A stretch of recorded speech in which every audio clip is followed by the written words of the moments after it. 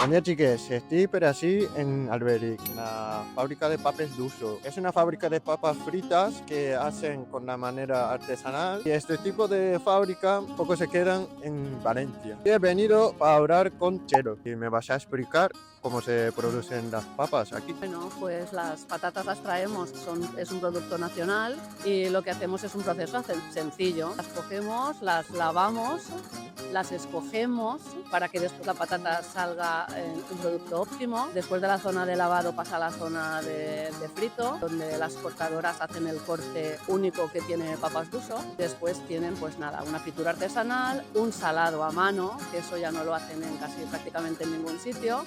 Y después pues nada, las embolsamos y las distribuimos. Pero hay que decir que es un producto muy valorado aquí en lo que es la zona de la Comunidad Valenciana. Nada, papes d'uso, papas fritas artesanal. Está de categoría internacional. Haré, hasta luego.